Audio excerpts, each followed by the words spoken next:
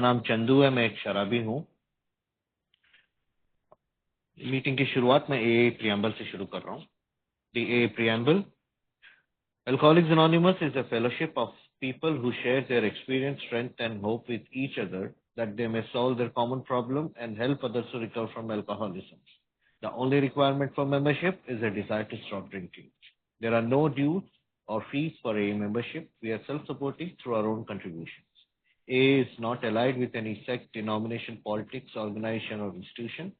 Does not wish to engage in any controversy, neither endorses nor opposes any causes. Our primary purpose is to stay sober and help other alcoholics to achieve sobriety. दोस्तों, आप सबका एक बार स्वागत है। हमने अपने पिछले meeting में स्टेप 6 कंप्लीट किया था और आज हम वहां से शुरू करेंगे। हमारे बीच भूषण जी और लकी जी मौजूद हैं, जो रीडिंग के बाद वो अपना समझाएंगे हमें स्टेप 7 के बारे में। तो मैं शुरू करता हूँ। स्टेप 7। रवि, आप शेयर कर रहे हैं page 71? Okay. Certainly, no alcoholic and surely no member of AA wants to deprecate material achievement. Nor do we enter into debate with many who still so passionately cling to the belief that to satisfy our basic natural desires is the main object of life. But we are sure that no class of people in the world ever made a worse mess of trying to live by this formula than alcoholics. For thousands of years, we have been demanding more than our share of security, prestige, and romance. When we seemed to be succeeding, we drank to dream still greater dreams. When we were frustrated, even in part, we drank for oblivion. Never was there enough of what we thought we wanted.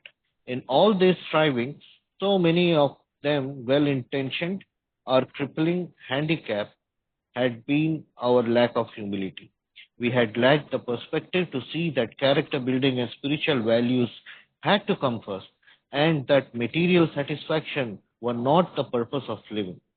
Quite characteristically, we had gone all out in confusing the ends with the means. Instead of regarding the satisfaction of our material desires as the means by which we could live and function as human beings, we had taken this satisfaction to the final end and aim of life. True, most of us thought good character was desirable, but obviously good character was something one needed to get on with the business of self-satisfied. With a proper display of honesty and morality, we did stand a better chance of getting what we really wanted. But whenever we had to choose between character and comfort, the character building was lost in the dust of our chase after what we thought was happiness. Seldom did we look at the character building as something desirable in itself, something we would like to strive for, whether our instinctual needs were met or not. We never thought of making honesty, tolerance, and true love of man and God the daily basis of living. Over to you, Lucky ji. Yes, thank you Chandu. नमस्ते दोस्तों, मेरा नाम lucky, मैं एक शराबी हूँ। Lucky. परमेश्वर कृपा, अल्कोहलिक्स एनोनिमस का मार्गदर्शन। आज के दिन शराब के पहले घुट से दूर। मैं रिवाइवर ग्रुप का मेंबर हूँ, स्पॉन्सर लिया हुआ है और ए के तत्वों पे आधारित जीने की कोशिश कर रहा हूँ और उसकी रजा में कट रही है दोस्तों, मजे से कट रही है। 7वां कदम, ये कदम उस प्रयत्न का है कि जब हम उस प्रार्थना का है कि जब नम्रता पूर्वक हम अपने दोषों को, अपनी कमियों को परमात्मा दूर करेगा, उससे हम निवेदन करते, उससे हम प्रार्थना करते हैं। 6ठे कदम में तैयार हुए थे हम, और वो तैयारी क्यों चाहिए थी, तैयारी किस बात की करनी है, ये सारा हमने 6ठे कदम में देखा। अब 7वां कदम 6ठे कदम को पूरा करता है कि मन तैयार हो गया है तो उसके ऊपर कार्य करना पड़ेगा। अभी जो चंदू ने वाक्य पढ़ा कि हम में से कोई भी शराबी भौतिक उपलब्धियों को छोटा या महत्वहीन नहीं मानते हैं। हम उन लोगों से बहस नहीं करते हैं कि जो मानते हैं कि जीवन का मुख्य उद्देश्य, यानी कि हमारी जो उपजत प्रवृत्तियां हैं, प्राकृतिक इच्छाएं हैं, भोजन, सुरक्षा, यौन संतोष आदि, ये सारों को पूरा करना है, ऐसा हम पीते वक्त करते थे। यानी कि ये भौतिक सफलता को नकारता नहीं है, लेकिन इसे जीवन का अंतिम लक्ष्य भी नहीं मानता है। 7वें कदम की इस ऐसे के शुरुआत में बिल ने वो मुद्दा निकाला है कि हम चाहते क्या थे, और हमारे जीवन में अगर बदलाव लाना था, वो व्यक्तित्व में आमूलाग्र बदलाव लाना था, तो चाहिए क्या था। और ये दोनों चीजें चाहिए जरूरी है, लेकिन पहले क्या। तो यहाँ पे बिल इस वाक्य में शुरू करता है कि भाई, हम में से कोई भी शराबी भौतिक प्रगति को नकारता नहीं है, हम नकारते नहीं है, लेकिन हम ऐसे सिद्धांतों पर जिए हैं जो कि अपनी उपजत प्रवृत्तियों का संतोष करने पे तुला हुआ था। हम में से ज्यादा गड़बड़ी शायद किसी ने नहीं की ऐसे सिद्धांतों पे जीते हुए। शराबियों की प्रवृत्ति हमेशा से रही है कि वो सुरक्षा, प्रतिष्ठा और रोमांस में अपने हिस्से से अधिक चाहते रहे। हमने और की बीमारी तो लगी हुई थी, लेकिन थोड़ा और चाहिए। यानी कि जब भौतिक प्रगति की बात होती है, मटेरियल थिंग्स की बात होती है, तो हम और की तरफ चल जाते हैं।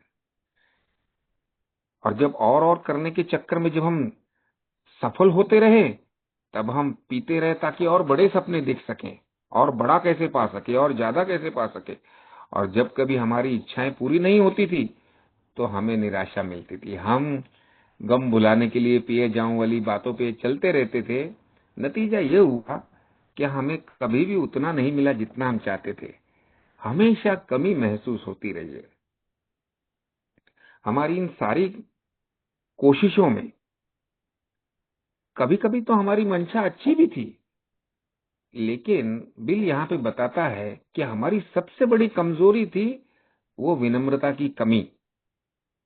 यानी कि हमारी चाहते बुरी नहीं थी, लेकिन बिना विनम्रता के हमें गलत दिशा में ले गई। अहंकार हमको उड़ानों पे भर दिया। आगे कहता है कि हमें वो दृष्टिकोण ही नहीं था कि चरित्र निर्माण और आध्यात्मिक मूल्य पहले आते हैं, भौतिक संतोष जीवन का अंतिम उद्देश्य नहीं है। और इस प्राथमिकता को पूरी तरह उलट बैठे थे। यानी कि सामान्य व्यक्ति, जब हम किसी भी संस्कृति की तरफ देखते हैं, तो संस्कारों में सबसे पहले धर्म को, अध्यात्म को प्राधान्य दिया जाता है, और उसके बाद भौतिक चीजों को मूल्य दिया जाता है। इसके लिए जो ब्राह्मण या जो पंडित या तो जो आध्यात्मिक लोग हैं, वो उनकी गरीबी अमीरी नहीं देखी जाती, वो अमीर आदमी भी उसके चरण छूता है, इस बात का प्रतीक है। लेकिन हमने तो उल्टा कर दिया था। और तो और हमारी गलती क्या रही कि हमने उद्देश्य और साधन को आपस में मिला दिया। बिल कहता है वास्तव में भौतिक संतोष तो केवल साधन था, जिसे हम इंसान की तरह जी सके और काम कर सके। लेकिन हमने क्या किया, हमने उसे जीवन का अंतिम उद्देश्य बना दिया। नतीजा ये हुआ कि हम लगातार भटकते रहे और भीतर से खालीपन महसूस करते रहे। ऐसा नहीं था कि हमको अच्छा कैरेक्टर नहीं चाहिए था, अच्छा चरित्र नहीं चाहिए था, लेकिन हमारे लिए अच्छा चरित्र तो केवल एक साधन था, औजार था, ताकि वो अपनी अच्छाई बता के हम अपना स्वार्थ और चाहत को पूरी कर सके। यानी कि ईमानदारी और नैतिकता को हमने अपने लाभ के लिए उपयोगी समझा, न कि अपने आप में उसकी कोई कदर की। इसके लिए अगर हम ईमानदारी और नैतिकता का अच्छा प्रदर्शन करते, तो हमें वो पाने का बेहतर अवसर मिलता जिन्हें हम वास्तव में चाहते थे। यानी कि कई बार सच भी होते थे, लेकिन अधिकतर हम बुर्का पहने हुए होते थे। हम अच्छे और मेरे मोटिव्स अच्छे हैं ये बताने का हम काम करते थे, लेकिन असल में हमारे असली मोटिव कुछ और चाहते थे। But whenever we had to choose between character and comfort, Bill कहता है कि हम एक बार इस प्रकार के जीने के आदी हो गए, और भले विचार भी आया, और विचार आने के बाद टकराव भी हुआ कि जब ये चरित्र और आराम यानी कि कंफर्ट में चूज करना पड़ा, तो चरित्र निर्माण पीछे छूट गया। हमारा प्राथमिक उद्देश्य था हमेशा क्षणिक सुख रहा, ना कि हमने कुछ स्थायी मूल्यों की तरफ देखने की कोशिश की। तो इसके लिए हमने कभी भी चरित्र निर्माण को इच्छा गहराई से जाहिर की ही नहीं। तो इसकी वजह से क्या हुआ, जब चरित्र निर्माण की हम में पूरी तरह इच्छा जागृत नहीं हुई, हमने अच्छाइयों को सिर्फ अपना एक आभूषण के तौर के ऊपर लोगों को बताने को देखा, ताकि मैं अच्छा हूं, लोग मुझे ज्यादा चाहें, लोग ज्यादा ट्रस्ट करें, लोग माफ करें, या वॉटेवर चीजों के लिए हमने, इसके लिए अगर चरित्र निर्माण हमारा प्राथमिक उद्देश्य नहीं था, जिसकी वजह से क्या हुआ कि हमने कभी सोचा भी नहीं कि ईमानदारी, सहनशीलता, मनुष्य तथा बोलता love of man and God, मनुष्य तथा ईश्वर के प्रति सच्चा प्रेम हमारे दैनिक जीवन की नींव होना चाहिए था। जबकि यह हमारे लिए क्या था, जरूरत पड़ने पर दिखाने वाली चीजें ही बनकर रह गई। तो ये था चंदू ने जो तीन चार पैराग्राफ पढ़े, उसका थोड़ा सा हिंदी में अनुवाद और खुलासा। Over to you Bhushan. Thank you Lucky. नमस्ते भाइयों, मेरा नाम भूषण है, मैं एक शराबी हूँ। भगवान हाय की भूषण। कृपा और आप सभी लोगों का प्यार आज के दिन शराब के पहले गुण से दूर हूँ। दोस्तों, कुछ समय पहले मेरे पढ़ने में कुछ आया था, रिलेवेंट है यहाँ पर, इसके लिए शेयर करता हूँ कि लगभग 8-10 हजार साल पहले मनुष्य जाति जो थी वो जंगलों में घूमते थे। हंटर्स एंड गैदरर्स हुआ करते थे, यानी दूसरे जानवर को मार के खाने का, या तो जो बेरीज वगैरह फल वल जो झाड़ पे उगते हैं उनके ऊपर उधर निर्वाह करने का। इस प्रकार से वो जी रहे थे। और वो टाइम का रूल जो था वो था सर्वाइवल ऑफ द फिटेस्ट, यानी जो जवान है, जो शक्तिशाली है, जो शिकार कर सकता है वो जिंदा रहेगा, जो बूढ़ा हो गया है, जो बीमार है, वो मरेगा। और उसी चक्कर में औरतें जो कमजोर हुआ करती थी या शारीरिक मर्दों के सामने उतना नहीं रहता था, तो इसीलिए औरतें भी मर्दों की प्रॉपर्टी बन गई, क्योंकि इनका संरक्षण, जो मेरी औरत है उसका मैं संरक्षण करूंगा, इस प्रकार का वो टाइम पे एक पीरियड था। धीरे धीरे धीरे लोगों ने एक जगह पे बसना शुरू कर दिया और खेती करनी चालू कर दी और भूख के ऊपर विजय प्राप्त की। तो जब से खेती होना चालू हो गया, तभी लोग एक जगह पर स्थिर हो गए, उनका घूमना फिरना बंद हो गया। अब जब एक जगह पे स्थिर हो गए हैं तो उनको अपने बचाव के लिए सबको साथ में रहना पड़ा। तो पहले जो एक एक फैमिली, दो चार लोग ऐसे गुफाओं में रहते थे, अभी उन्होंने जहां उनकी खेती है उसके संरक्षण के लिए अपने अपने घर बनाने चालू कर दिए। अभी एक आध आदमी ये खेती ना कर सकता है ना उसका संरक्षण कर सकता है, इसके लिए ज्यादा लोगों ने साथ में रहना शुरू कर दिया और कम्युनिटी लिविंग शुरू हो गई। अब जब कम्युनिटी लिविंग शुरू हो गई तो प्रकृति से संस्कृति की तरफ समाज बढ़ने लगा। इसका मतलब जो बूढ़े थे, जो दुर्बल थे, उनका भी संरक्षण पूरे कम्युनिटी का एक हिस्सा होने की वजह से होने लगा। जो भूखा है उसको खाना दो, जो बीमार है उसकी सेवा करो, जो मर गया है तो साथ में सब लोग उसका शोक मनाओ। इस प्रकार के सामुदायिक जीवन की शुरुआत हो गई। और वहीं से हमारी जो कहते हैं कि नीतिमत्ता या मॉरल्स एंड एथिक्स, के समाज में अगर साथ में रहना है और एक दूसरे के साथ में संबंध बनाए रखने हैं, तो उसके लिए एक दूसरे के प्रति सम्मान की भावना, सेवा की भावना, त्याग की भावना, ये भावनाओं का महत्व निर्माण होने लगा। पहले जो जंगली इंसान था वो दूसरे आदमियों को भी मारकर खा रहा था, या कोई भी प्राणी मिला तो उसको खा रहा था। लेकिन अभी कुछ नियम बनने लगे और वो नियमों के आधार पर समाज बनने लगा। अब जब गांव बसने लगे, बड़ी मात्रा में लोग साथ में रहने लगे, एक दूसरे के साथ में व्यापार होने लगा, तो ये एक दूसरे के प्रति का इज्जत, एक दूसरे के प्रति सम्मान, ये सब चीजें ज्यादा महत्वपूर्ण होने लगी। और लोगों ने वर्ण व्यवस्था निर्माण की कि कोई खेती करेगा, कोई साफ सफाई करेगा, कोई राज करेगा, कोई युद्ध करेगा। तो अलग अलग लोगों ने अपनी अपनी जो उनकी ताकत थी, जो क्षमता थी, जो स्किल था, उस प्रकार से अपने अपने काम करने शुरू कर दिए। और हर एक अगर अपना काम करे तो उसमें सबका भला है, इस विचार के ऊपर समाज बनने लगे, संस्कृति बनने लगी। अब जब एक प्रकार के विचार के लोग एक साथ में रहते थे तो उनका फियर एक प्रकार का, उनका होप्स एक प्रकार का, उनकी एस्पिरेशंस एक प्रकार की। तो ये साथ में रहने वाले लोग जिस प्रकार की ताकत को वो वर्शिप करने लगे, उसकी वजह से कम्युनिटी के जो कहते हैं हम लोग ग्राम देवता, जैसे इस प्रकार के वो कम्युनिटी की जो उच्च शक्ति है, इसकी संकल्पना आई और ये उच्च शक्ति को मानने वाले सभी एक जगह पे रहते हैं, इस प्रकार की रचना होने लगी। और धीरे धीरे धीरे ये समाज में भी ऊंच नीच आने लगी। कुछ लोग जिनकी टैलेंट ज्यादा थी वो ज्यादा पैसा कमा गए, कुछ लोग जो ज्यादा बलवान थे वो उनके उनके बारे में ज्यादा इज्जत उनको मिलने लगी, जो ज्यादा मेहनती थे उनको अपने श्रमों का रिवॉर्ड मिलने लगा। तो समाज में जिसकी जो खूबी, उस प्रकार से उसको इज्जत मिलने लगी।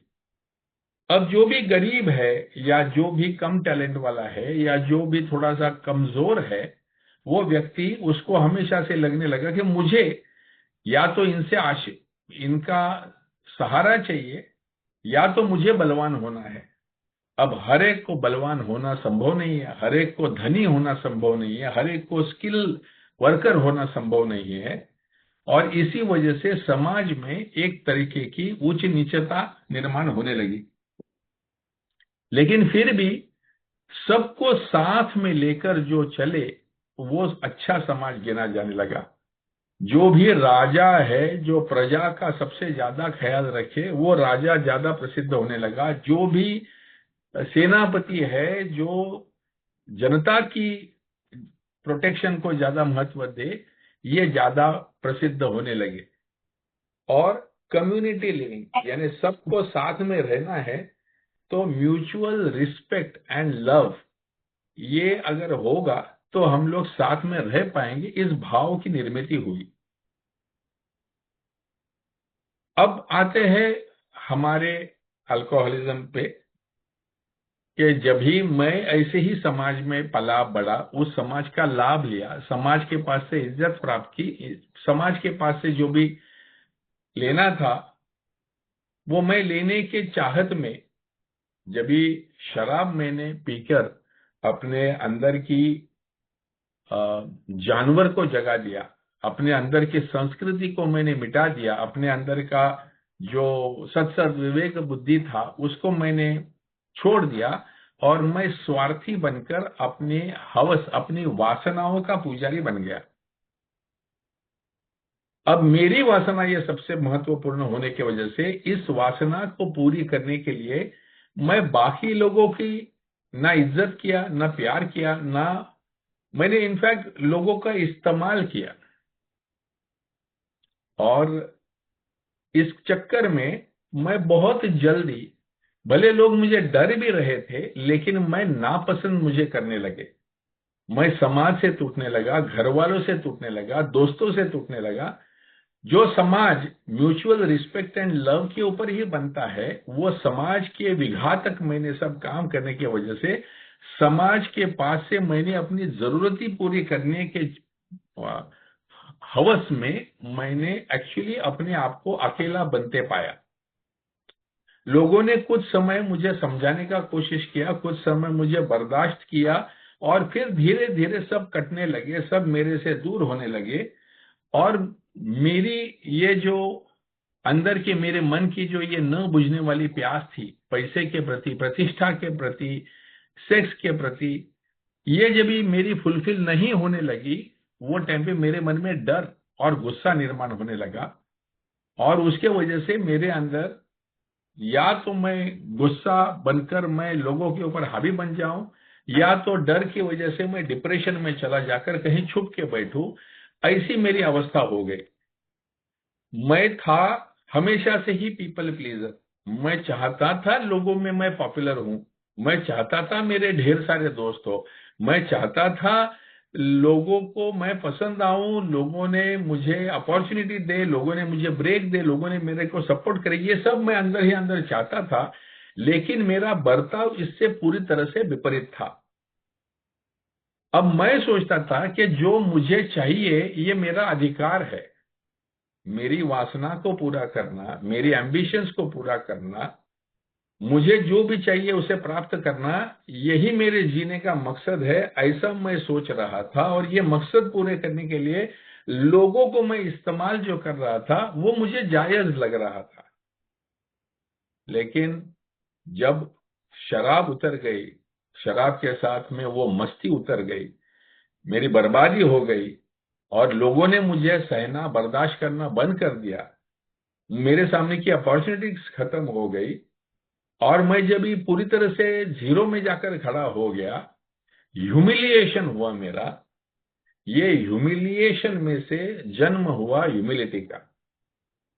क्योंकि ये जब ह्यूमिलिएशन हुआ, अब मेरे को मेरी खुद की फैमिली जब घर में रखने के लिए तैयार नहीं थी, जहां मैं नौकरी, इज्जतदार नौकरी कर रहा था, वहां से मुझे जब निकाला गया, ये सब जब चीजें होने लगी, तो मैं जिन तत्वों के सहारे जी रहा था, उन तत्वों के प्रति मेरे मन में संदेह निर्माण होने लगा। और मेरे अंदर का जो फियर था, मेरे अंदर की जो एक नीड थी टू बी एक्सेप्टेड, सब लोगों ने मुझे स्वीकार करना चाहिए, मुझे एक ब्रेक मिलना चाहिए, मुझे एक मौका दे दो यार, उसके वजह से फोर्सिबली, आर्टिफिशियली मेरे में कुछ समय के लिए ह्यूमिलिटी आई। क्योंकि जब पूरी तरह से बर्बाद हो गया था और शराब भी जब चली गई थी, शराब बंद हो गई, तो जो फ्यूल मुझे मेरी वासनाओं को भड़का रहा था, वो फ्यूल चले जाने के बाद में सैनिटी स्टार्टेड प्रिवेलिंग। मेरे मन के अंदर का जो सयानापन था, जो शांत था, जो संस्कार थे, जिन संस्कारों के आधार पर मैं समाज में कुछ बना था पहले ही, वो संस्कार सब काम आने लगे। और फिर मुझे सही मायने में अब मुझे जो मदद कर रहा है उसके प्रति इज्जत, जो व्यक्ति मुझे बर्बाद कर सकता है उसके प्रति एक रिस्पेक्ट और रिस्पेक्टफुल फियर, ये सब जो भाव जो है, ये भाव मेरे अंदर आने लगे। और मुझे रियलाइज होने लगा कि अगर ये मेरी फैमिली, ये मेरा समाज, ये मेरी नौकरी, ये मेरे दोस्त, ये अगर मुझे दूसरा मौका नहीं देते हैं, तो मैं अपने आप का और अपने फैमिली का देखभाल करने लायक नहीं रहूंगा। ये रियलाइजेशन, और ये रियलाइजेशन में से मेरे में आई हुई जो नम्रता थी, एक नरमाई से जो मैंने लोगों को मांगना शुरू कर दिया था, मदद मांगना शुरू कर दिया था, या मिले हुए अपॉर्चुनिटी में पूरी तरह से अपना तन मन डालना शुरू कर दिया था, इस वजह से मुझे दोबारा खड़ा होने का चांस मिलने लगा। अभी एक तो अल्कोहल नहीं था, और दूसरी तरफ जिंदगी के ये कड़वे सबक मैंने अभी सीख लिए थे। अभी मुझे कम्युनिटी का इंपॉर्टेंस, फैमिली का इंपॉर्टेंस, लोगों का महत्व, ईश्वर का इंपॉर्टेंस, ये सभी चीजें मुझे समझ में आ गई थी। क्योंकि अकेले मैं इसमें से बाहर नहीं निकल सकता, ये मेरी बात समझ में आ गई थी। इस अवस्था में जहां पर दोबारा मन में एक इज्जत, कि भाई जो लोगों ने मुझे दोबारा मौका दिया उनके प्रति इज्जत आना नेचुरल था। जो लोगों ने मुझे बचाया, फिर से नौकरी दिया, बीवी ने दोबारा घर में लिया, भाई ने मेरे को शुरुआत के दिनों में संभाला, ये लोग जो मुझे पहले अपने दुश्मन लग रहे थे, अभी इनकी तरफ देखने की मेरी नजर बदल गई थी। क्योंकि मैं अभी रिसीविंग मोड में था। पहले मैं गिविंग मोड में था, तभी मैं एरोगेंट, डिमांडिंग, सेल्फ ग्रेटिफाइंग ऐसा प्रकार का व्यक्ति था। और अभी मैं रिसीविंग मोड में था, जो मिले उसके प्रति खुशी, जैसा मिले उसका स्वीकार करने की तैयारी, और इसको धीरे धीरे धीरे one day at a time rebuild करने की तैयारी, इसमें मैं लगा था। ये जो नई प्राप्त हुई जो ह्यूमिलिटी थी, ये बड़ी हार्ड अर्न थी, बड़े बड़े चटके खाकर, फटके खाकर ये मिली हुई थी। अभी मेरे मन में प्यास तो थी, क्योंकि खोया हुआ पैसा मुझे वापस चाहिए था, खोई हुई प्रतिष्ठा मुझे वापस चाहिए थी। हर चीज का महत्व अभी मुझे समझ में आ रहा था, लेकिन उसके लिए अभी मैंने लोगों को इस्तेमाल करने की मेरे में अभी क्षमता नहीं बची थी। अभी मुझे समझ में आ चुका था कि मेरे जब तक विचार बदल नहीं जाते, मेरी जब भी कृति बदल नहीं जाती है, तब तक ये जो भी आएगा वो टिकेगा नहीं। क्योंकि पहले मैंने सब कुछ प्राप्त किया था और अपने एरोगेंस में सब कुछ खो दिया था।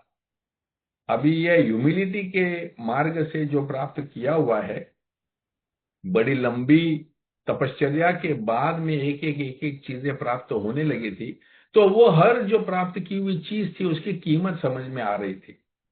मुझे याद है जब भी हम लोग अंधेरी से ठाणे रहने को आए, तो मैं, मेरी बीवी, मेरा 1 साल का बच्चा और मेरे काइनेटिक होंडा पे जितना बैठ सके इतना ही संसार लेके हम लोग ठाणा घर में आए थे। न घर में डाइनिंग टेबल था, न घर में टीवी था, न फ्रिज था, न बेड्स थे। मेरा नया घर बस रहा है फाइनली। इसके लिए मेरे ससुर ने कुछ बर्तन वर्तन खरीद के दे दिए, एक गोदरेज का कपाट खरीद के दे दिया, माँ बाप ने एक पुराना डाइनिंग टेबल मुझे दे दिया, और घर में कुछ गद्दिया वद्दिया लेके हम लोगों ने रहना शुरू किया था। और उस अवस्था में एक तरफ संदेह मन में कि क्या मैं अपनी सोबरिटी टिका पाऊंगा, और दूसरी तरफ ये छोटी छोटी स्मॉल स्मॉल अचीवमेंट जो मिल रही थी उनके प्रति जो ग्रेटिट्यूड है, ये ग्रेटिट्यूड की वजह से मैं धीरे धीरे धीरे चीजें संपन्न करने लगा। पहले फ्रिज आ गया, फिर टीवी आ गया, फिर धीरे धीरे धीरे स्कूटर आ गई, फिर गाड़ी आ गई, फिर एसी आ गया। और ये हर जो चीज, जो मटेरियलिस्टिक जो चीज है, जो मेरे लिए पहले टेकन फॉर ग्रांटेड थी, अभी मुझे बड़ी अलग अप्रोच से यही यही चीजें मैंने प्राप्त की थी। लेकिन ये चीजों की अहमियत अब मेरे जीवन में अलग थी। पहले भी शरारती जीवन में भी मेरे पास ये सब चीजें थी, बट वो मैं मेरे अधिकार समझता था, और नहीं मिले तो मैं लोगों के ऊपर चिल्लाता था, बरसता था, मेरा एरोगेंस था। मुझे लगता था कि ये तो मेरा सब पैदाइशी अधिकार है, ये सब मिलना ही चाहिए मुझे। लेकिन अभी इन्हीं चीजों की तरफ देखने का मेरा पर्सपेक्टिव बदल चुका था, क्योंकि इनके लिए पाई पाई अभी महीने गिने हुए थे।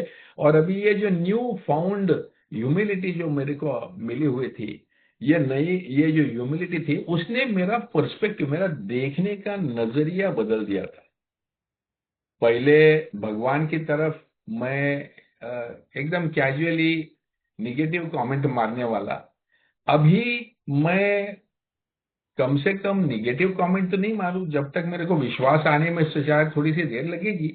लेकिन बाकी लोगों के विश्वास को नाम देने इतना तो मैं अभी बेशर्म नहीं रहा था। बाकी लोग, हर एक की श्रद्धा अपने आप है। मेरी श्रद्धा क्या है ये ढूंढने के लिए मैं तैयार हुआ था। पहले जो मैं लोगों को ब्रैश और गलत जवाब दे रहा था, अभी भले मेरे हाथ के नीचे काम करने वाले लोग थे, उनका सहकार्य मेरे को बड़ा महत्वपूर्ण लगने लगा। मेरा बेटा जैसे बड़ा हो रहा था, मेरी बीवी उसका संगोपन कर रही थी, उसने की हुई वो छोटे छोटे सैक्रिफाइसेस की मुझे अभी इंपॉर्टेंस समझ में आ रही थी, क्योंकि बेसिकली मैं रिसीविंग मोड में चला गया था। तो बिल डब्ल्यू जो यहाँ पर 7वें कदम की जो बात कर रहा है कि हमारे अंदर जो ट्रांसफॉर्मेशन हुआ, व्यक्तियों की तरफ, चीजों की तरफ, समाज की तरफ देखने का, ईश्वर की तरफ देखने का जो हमारा नजरिया था, वो सेल्फ ग्रेटिफिकेशन का न होते हुए, ये सभी चीजों का महत्व पूरी तरह से जानते हुए, अभी इनके प्रति जो इज्जत, जो मेरी नई न्यू फाउंड ह्यूमिलिटी की वजह से जो है, वो मेरे मन में अभी निर्माण हो चुकी थी। सो चीजें वही थी, दुनिया वही थी, मेरा नजरिया बदल रहा था। और ये जो नजरिया है, बिल डब्ल्यू कहता है, ये इसेंशियल है टू फाइंड गॉड। अगर मुझे ईश्वर ढूंढना है, अगर मुझे अच्छाई ढूंढनी है, अगर मुझे सत विवेक बुद्धि के साथ में जीना है, अगर लोगों के पास से मुझे दोबारा प्रेम ये सब प्राप्त करना है, तो अभी मुझे ये न्यू जो पर्सनैलिटी है मेरी, बेस्ड इन ह्यूमिलिटी, ये मेरे लिए आगे काम करने वाली है। So over to you, Chandu. Thank you Bhushan, काफी डीप था, आदि मानव से लेके आज की ह्यूमिलिटी थी।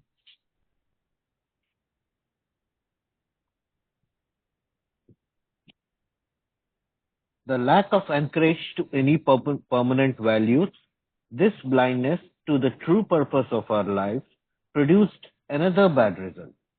For just so long as we were convinced that we could live exclusively by our own individual strength and intelligence, for just that long was a working faith in a higher power impossible. This was true even when we believed that God existed. We could actually have earnest religious beliefs which remained barren because we were still trying to play God ourselves. As long as we placed self reliance first, a genuine reliance upon a higher power was out of question. That basic ingredient of all humility, a desire to seek and to do God's will, was missing. For us, the purpose of gaining a new perspective was unbelievably painful. It was only by repeated humiliation that we were forced to learn something about humility. It was only at the end of a long road marked by successive defeats and humiliations and final crushing of our own self-sufficiency that we began to feel humility as something more than a condition of groveling despair. Every newcomer in Alcoholics Anonymous is told and soon realizes for himself that this humble admission of powerlessness over alcohol is his first step towards liberation from its paralyzing grip. So, it is that we first see humility as a necessity, but this is the barest beginning. To get completely away from our aversion to the idea of being humble, to gain a vision of humility as the avenue to true freedom of human spirit, to be willing to work for humility as something to do desired for himself itself, takes most of us a long, long time. A whole lifetime geared to self-centeredness cannot be set in reverse all at once. Rebellion dogs our every step at first. Over to you, Lucky ji.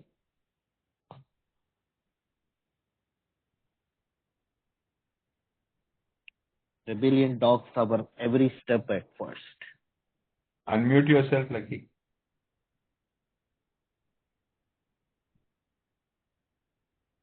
हाँ, sorry.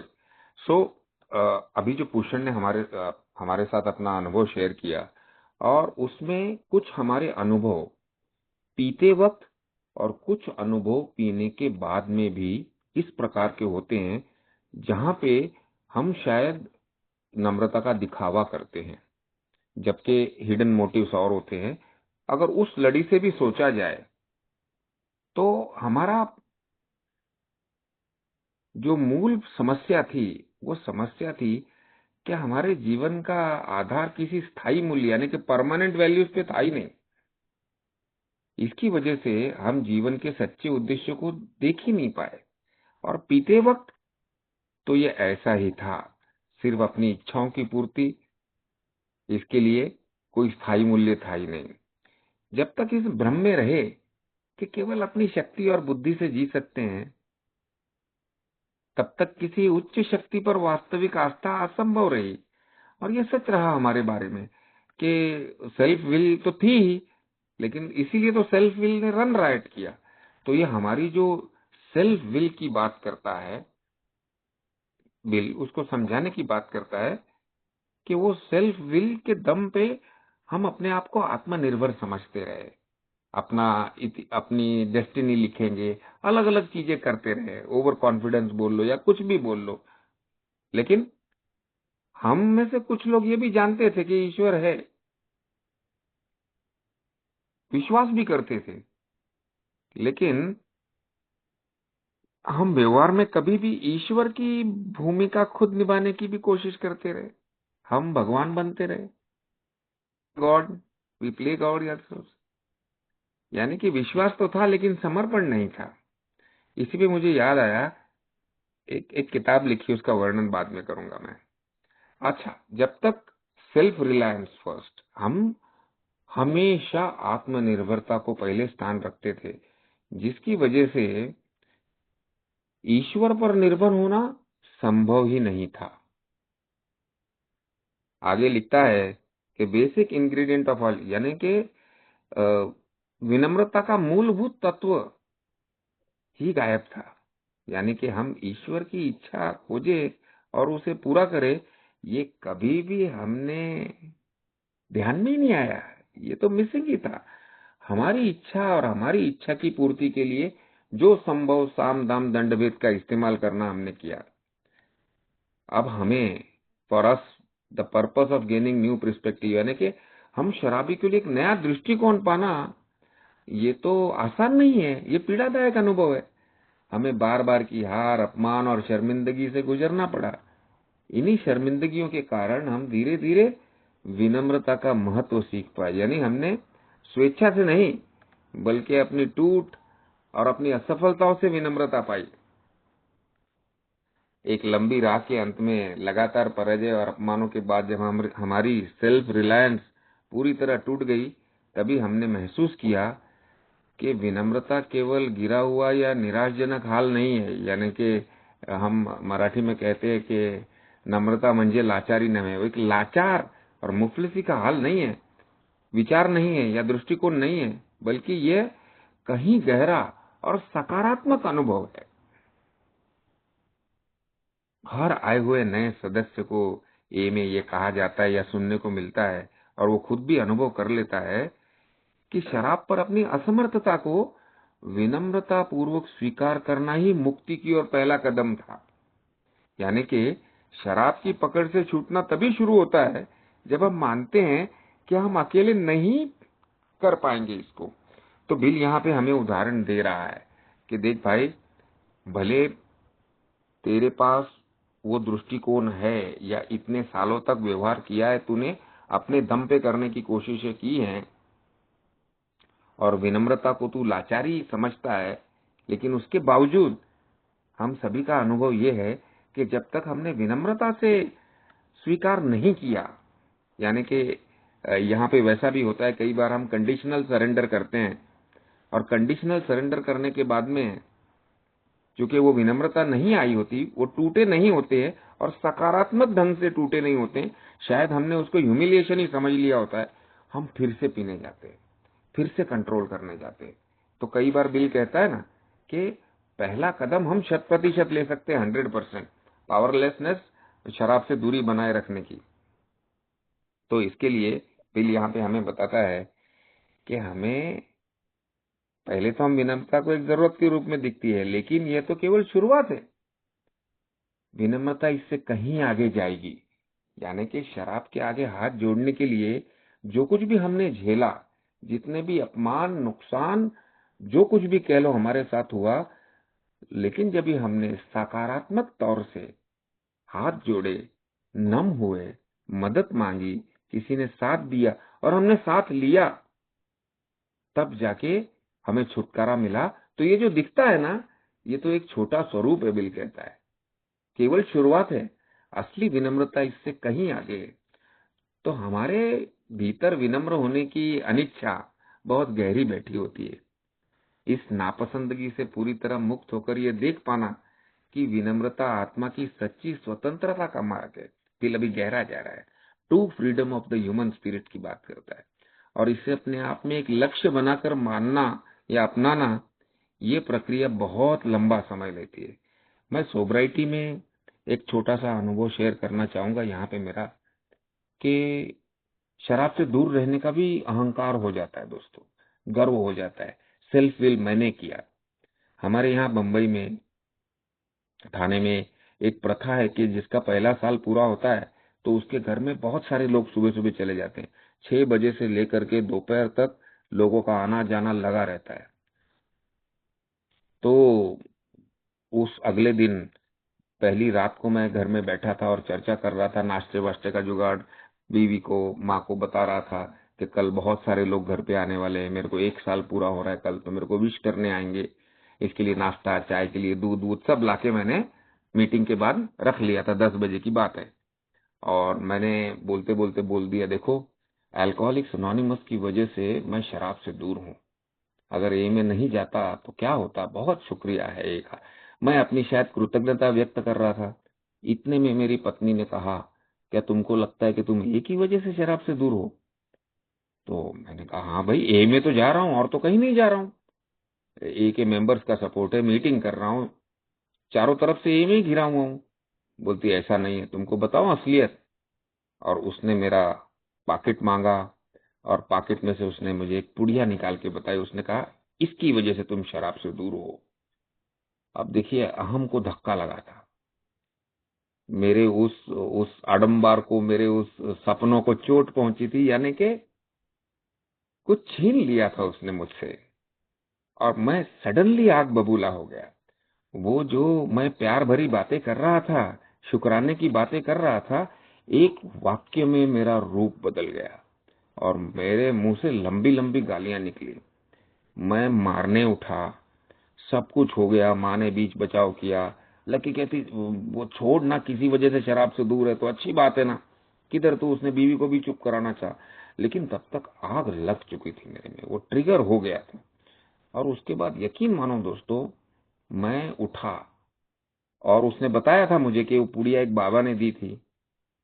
संयोग ऐसा था कि जिस दिन मैं hospital से छूटा उस दिन घर पे आते ही उसने मेरे बटुए में वो पूड़ी डाल दी थी। उसके बाद में मैं पिया ही नहीं।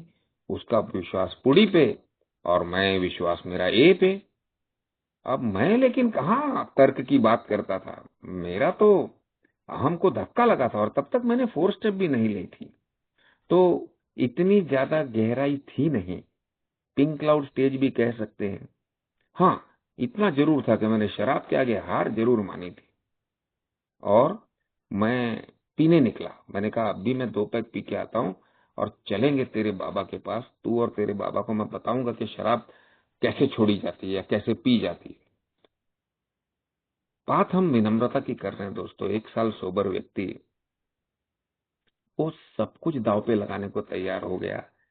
जो मीटिंग्स के अंदर मैं शुक्राना करते नहीं थकता था, जो ए मेंबर्स की बढ़ाई करते नहीं थकता था, वो सब जैसे दूर हो गए, धूमिल हो गए, यादों में भी नहीं।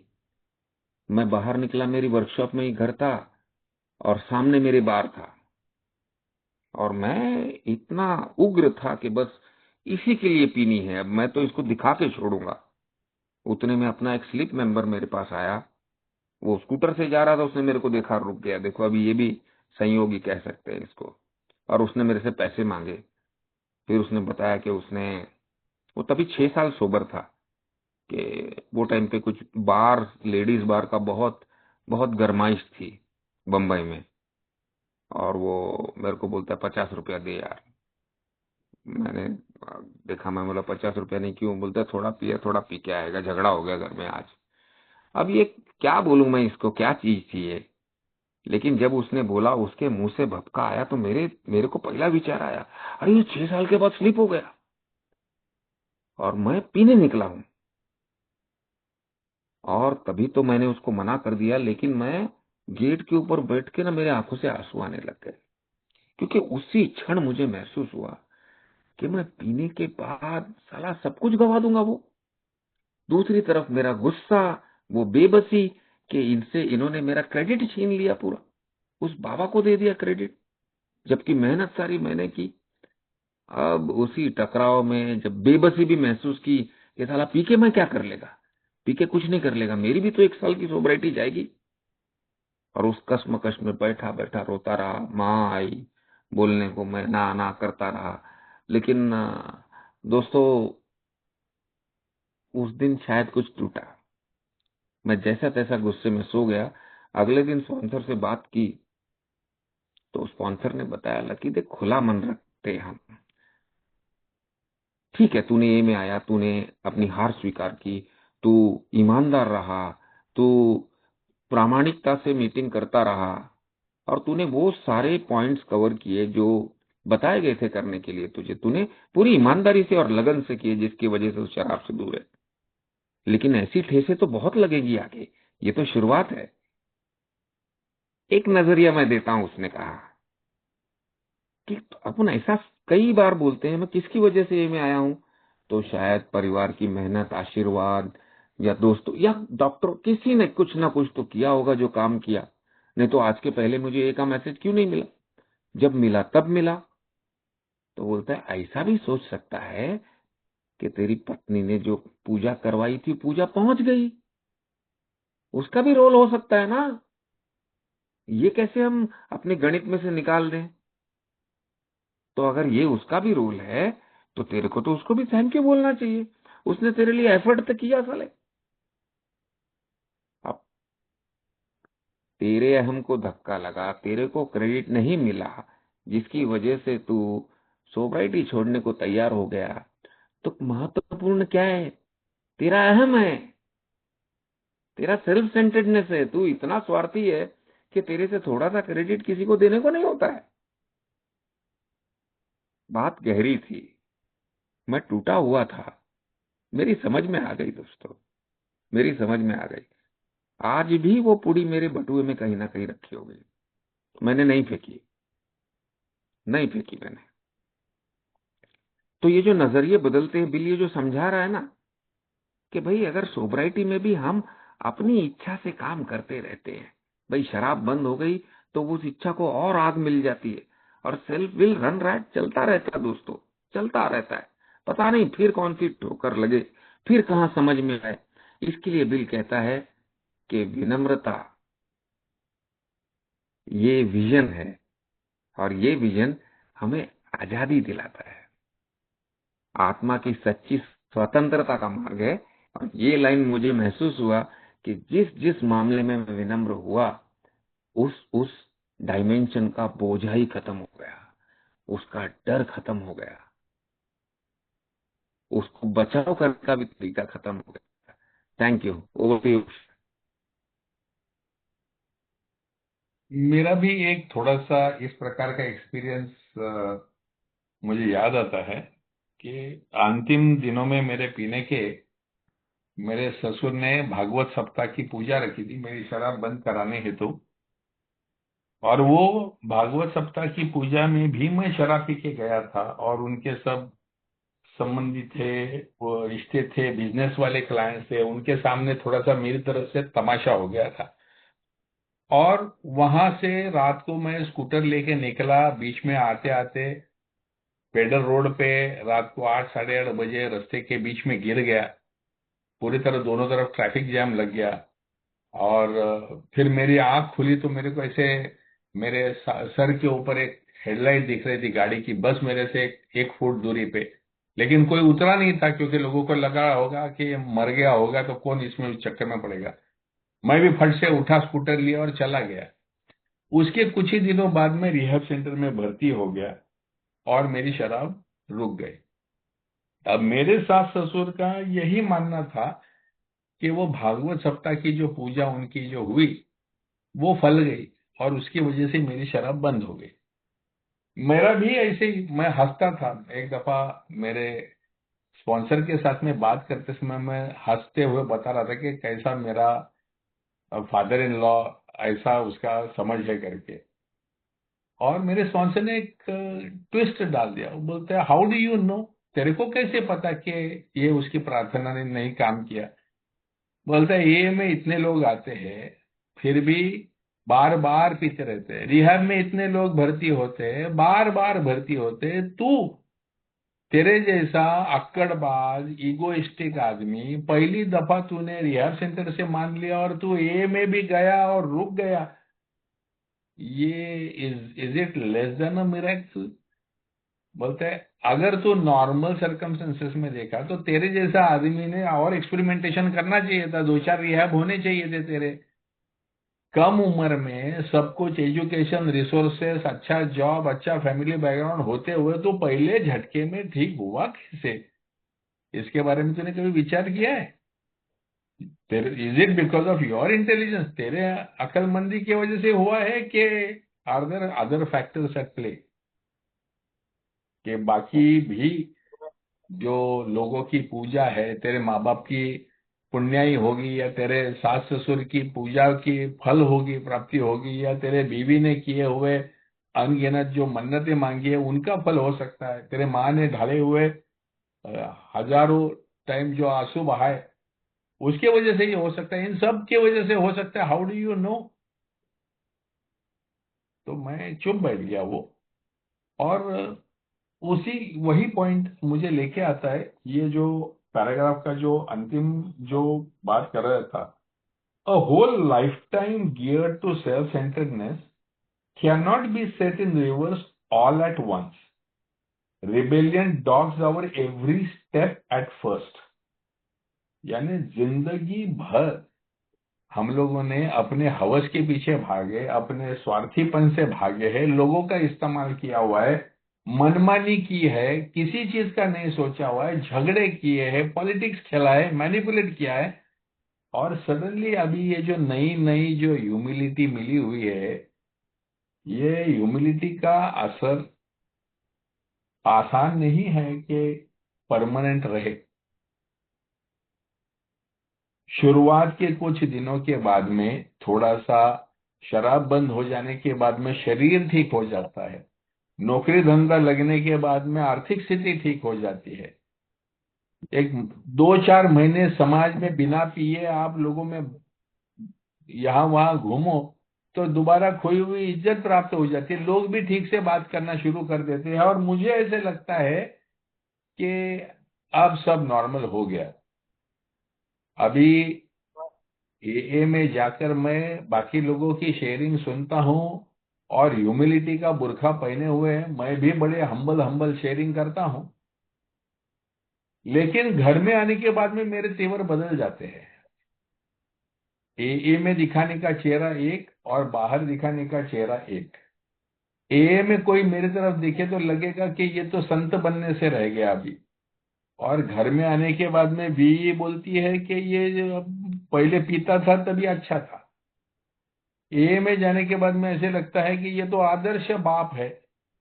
लेकिन घर में बच्चे लोगों को ऐसे लगता है कि ये सुधर भी गया फिर भी इसमें कोई खास इंप्रूवमेंट नहीं है। इसका कारण क्या है? इसका कारण यह है कि मुझे ऐसे लगता है कि ह्यूमिलिटी ये सिर्फ शराब दूर होने के लिए ही महत्वपूर्ण है। अगर मैं शराब के सामने सरेंडर करता हूं तो मेरी जिंदगी संवर जाएगी। बाकी सब चीजों में ह्यूमिलिटी की जरूरत क्या है? अगर मेरा मेरा बेटे को मैं चिल्लाऊंगा नहीं तो वो बिगड़ जाएगा। अगर मेरी बीवी के ऊपर मेरा खौफ नहीं रहेगा तो कल मेरे को सब घर के सब काम पे लगा देगी ये। और माँ बाप जो अभी अभी तक मेरे को बोल रहे थे अरे बास तेरी शराब बंद कर, बाकी सब हम लोग देख लेंगे, अभी सडनली ये लोग मेरे ऊपर काम डाल रहे, मेरे ऊपर जिम्मेदार डाल रहे, मेरे से पैसा मांग रहे, मेरे से शेयर मांग रहे खर्चे का। मुझे मुझे ऐसे लगता है कि एक दफा शराब पी के दिखाई दूंगा। कई बार हम लोग नए नए सोबर हुए शराबियों को ये विचार करते देखते हैं कि मेरे से भी बर्दाश्त नहीं होता, मैं साला पी के इनको दिखा दूंगा। वो पी के दिखा दूंगा, ये एक्चुअली ये जो वाक्य जो बोला है, rebellion dogs our every step at first. हर टाइम पे जब भी मन के खिलाफ, ईगो के खिलाफ जब भी चीजें होती है, वो टाइम पे ऐसे लगता है कि साला मैं पुराना था ना तो ऐसा करता था, पहले जो वैसा था तो मैं ऐसा करता था, इन लोग को सबको एक एक को दिखा देता, सब इनको ठीक कर देता था। ये जो विचार, ये है, इट इज दैट रिबेलियन कि मेरी ये नई न्यू फाउंड ह्यूमिलिटी है, नम्रता से लेता हूं, घर के काम करता हूं, सबके साथ प्यार से रहता हूं, तो मेरे को चूतिया समझा है क्या? ये जो फीलिंग है, ये फीलिंग ये शुरुआत के दिनों में बार बार आती है, क्योंकि मैंने विकृति से लोगों के साथ में बिहेव करने का जो पावर है वो भी मैंने एक्सपीरियंस किया हुआ है। और अभी जब ह्यूमिलिटी से मैं जीता हूं तो मैं ये नहीं समझता कि ये the true power comes from love and care and not from commanding, not from demanding. मेरा स्पॉन्सर हमेशा बोलता था कि घर में भौंकने वाले कुत्ते से तो सब लोग डर के रहते हैं, लेकिन भौंकने वाला और काटने वाला जो कुत्ता रहता है उसको कोई गले नहीं लगाता। जो रियली जो वेल बिहेव्ड और जो शांत कुत्ता होता है उसका किसी को डर नहीं लगता, लेकिन सभी प्यार उसी को करते हैं। सो तेरे को भौंकने वाला और काटने वाला कुत्ता बन के सबकी काठी और लात खानी और गाली खानी है, या तेरे को शांत होकर प्यार पाना है, इज्जत पानी है, सब लोगों ने तेरे को आके करीब करना चाहिए, तेरे को साथ में लेके जाना चाहिए, ये तेरे को चाहिए। सो कुत्ता तो तू है ही, whichever way you look at it, तूने कुत्ते जैसी ही जिंदगी जी हुई है। लेकिन कम से कम अभी तो ये सोच सकता है कि अगर मैं, if I am a well train dog, अगर मैं अपने भौंकने पे, अपने अपने काटने पे काबू कर लूं तो शायद मैं लवेबल बन सकता हूं, और शायद मुझे अभी भी लोग प्यार कर सकते हैं, स्वीकार कर सकते हैं, साथ में लेके चल सकते हैं।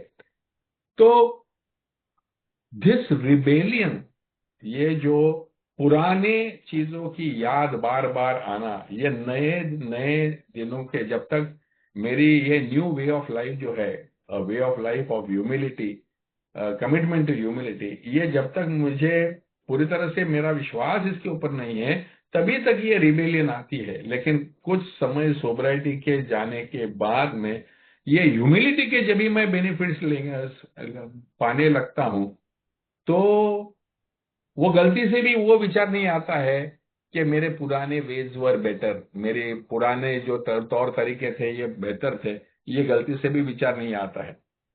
जैसे हमारे यहाँ पर एक कहावत है कि the worst day in my sobriety is still better than the best day in my drinking period. तो ये जो अनुभूति है, ये जब भी आप ये नए विचारों के साथ में जीना शुरू करते हो तभी अपने को आने लगता है, और फिर हम स्वीकार करने के लिए तैयार होते हैं। ये जो नया जो ह्यूमिलिटी वाला जो मार्ग है, ये पूरी तरह से तन मन धन से स्वीकार करने के लिए तैयार होते हैं, जो अगले पैराग्राफ में हम पढ़ेंगे। Over to you Chandu. Thank you Bhushan. मेरा भी कुछ काफी सिमिलर एक्सपीरियंस रहा है बीवी के साथ जब मैं सोबर हुआ। बट एनीवेज, मैं सुरेंद्र से रिक्वेस्ट करूंगा कृपया मीटिंग पे ध्यान दिए और स्माइली कम भेजें।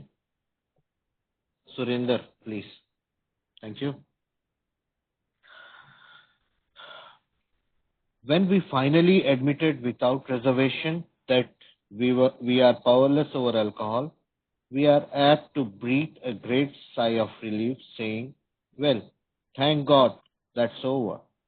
I will never have to go through that again." Then we learn, often to our consternation, that this is only the first milestone on the new road we are walking. Still goaded by sheer necessity, we reluctant, reluctantly reluctantly, आज मेरा टंग घूम नहीं रहा है जुआ, came to grip with those serious character flaws that made problem drinkers of us in the first place. Flaws which must be dealt with to prevent a retreat into alcoholism once again. We'll want to be rid of some of these defects, but in some instances, to be an impossible job from which we recoil, and we cling with a passionate persistence to others which are just as disturbing to our equilibrium, because we still enjoy them too much. How can we possibly summon the resolution and the willingness to get rid of such overwhelming compulsions and desires? But again, we are driven on by inescapable conclusion which we draw from AA experience, that we surely must try with a will or else fall by the wayside. At this stage of our progress, we are under heavy pressure and coercion to do the right thing. We are obliged to choose between the pains of trying and certain penalties of our failing to do so. These initial steps along the road are taken grudgingly, yet we do take them. We may still have no very high opinion of humility as a desirable personal virtue, but we do recognize it is necessary aid to our survival. But when we have taken a square look at some of these defects, have discussed them with another, and have become willing to have them removed, our thinking about humility commences to have a wider meaning. By this time, in all probability, we have gained some measure of release from our more devastating handicaps. We enjoy moments in which there is something like real peace of mind. To those of us who have hitherto known only excitement, depression, or anxiety, in other words, to all of us, this newfound peace is a priceless gift. Something new indeed has been added. Where humility had formerly stood for a forced feeding on humble pie, it now begins to mean the nourishing ingredient which we can give, which can give us serenity. Thank you. What do you, Lucky ji? थोड़ा सा 2 para और। Okay.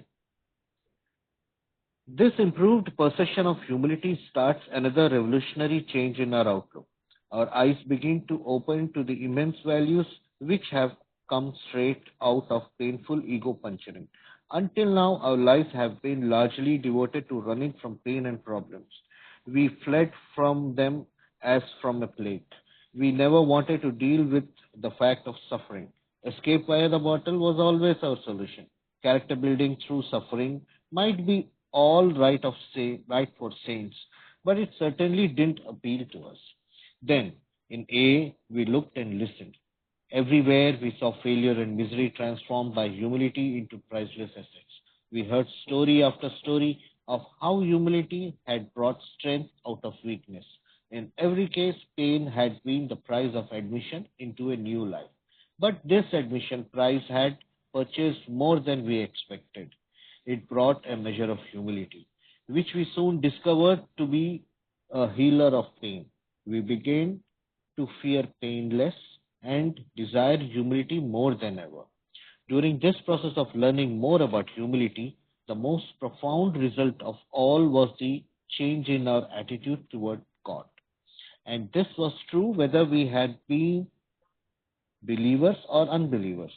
We began to get over the idea that the higher power was a sort of bush league pinch hitter to be called upon only in an emergency. The notion that we would still live our own lives, God helping a little now and then, began to evaporate. Many of us who had thought ourselves religious awoke to the limitations of this attitude, refusing to place God first. We had deprived ourselves of this help. But now the words, of myself I am nothing, the Father doeth the works, began to carry bright promise and meaning. Thank you. Thank you Chandu. So अभी आगे चलते हुए थोड़े से और हमें reasons देता है कि भी हमने पूरी ईमानदारी और बिना किसी बहाने के स्वीकार किया कि शराब पर पूरी तरह हम शक्तिहीन हैं, तो हमें गहराई महसूस हुई के लिए जब सब खत्म हो गया मुझे फिर कभी ये झेलना नहीं पड़ेगा, ऐसी जब भावना आती है, I never have to go through that again. लेकिन फिर हम ये सोच करके अचंभित रह जाते हैं कि ये तो पहला पड़ाव है, असली यात्रा तो अब शुरू होनी है। यानी कि शराब से छुटकारा मिलना अंतिम नहीं बल्कि एक लंबी प्रक्रिया की शुरुआत है। अब आवश्यकता के दबाव में हम अनिच्छा से अपने चरित्र दोषों की तरफ देखते हैं। अब आ गया कि हम चौथे पांचवें कदम की बात करने लग गया, अभी चरित्र दोषों पे आ गया इस कदम में। तो वही दोष हमें पहले जगह जगह ठोकर लगवाते थे, और शराबखोरी में धकेलते थे। अगर इन्हें दूर न किया तो फिर से शराब की ओर लौट सकते हैं, ये हमें अभी पता चल गया है। बिल कहता है we will want to be rid of some of this defects. हम में से बहुत लोगों को कुछ दोषों से छुटकारा पाना चाहेंगे, लेकिन कुछ दोष इतने गहरे और कठिन लगेंगे कि उनसे दूर होना असंभव सा लगेगा।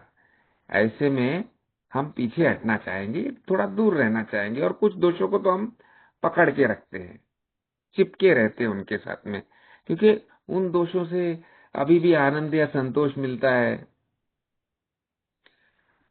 हमें जानते हैं कि हम चीज हानिकारक है, लेकिन फिर भी हम छोड़ना नहीं चाहते। यहाँ सवाल उठता है, क्या हम इतनी गहरी जकड़नों और इच्छाओं से मुक्त होने का साहस और इच्छा शक्ति कहाँ से लाएंगे? ये सवाल हर शराबी के मन में आता है। फिर भी एक ही अनुभव में एक अटल सच्चाई सामने समझ में आती है, हमें पूरी कोशिश तो करनी होगी, वरना हम रास्ते में ही गिर जाएंगे। या तो संघर्ष करके आगे बढ़ो, या फिर पुरानी आदतों में डूब जाओ। तो ऐसे समय में, ऐसे दौर में हमें दो में से एक को चुनना पड़ेगा। भाई, संघर्ष का दर्द सहना, पेन ऑफ ट्राइंग, या दूसरा असफल होकर पुरानी आदतों की सजा भुगतना। तो यहाँ पे कोई आसान रास्ता नहीं है हमारे लिए। शुरुआत में हम ये कदम अनिच्छा से उठाते हैं, हमें ये कदम पसंद नहीं होते, हमारे मन के जैसे नहीं होते, क्योंकि ये इच्छाओं के विरुद्ध होते हैं, लेकिन फिर भी हमें उन्हें उठाते हैं, उन पे चलते हैं, क्योंकि कोई और विकल्प बचा नहीं होता है। इस समय पर आकर के अभी भी हमें विनम्रता कोई बहुत आकर्षक या महान गुण नहीं लगती। हम इसे जीवित रहने के लिए आवश्यक औजार मानने लगते हैं, यानी कि विनम्रता हमें प्रिय नहीं लगती, पर हम इसे अपनाते हैं, क्योंकि इसके बिना हम बच नहीं सकते। बिल यहाँ पे हमें बता रहा है कि हम विनम्रता का इस्तेमाल क्यों कर रहे हैं। अगर हमने अपने दोषों को ईमानदारी से देखते हैं, या अपने स्पॉन्सर से बात करते हैं, चर्चा करते हैं, और उन्हें दूर करने की इच्छा रखते हैं, तभी हमारे भीतर विनम्रता की समझ और गहरी होने लगती है। अब विनम्रता केवल असफलता स्वीकार करने की बात नहीं, बल्कि बदलाव की तैयारी बन जाती है।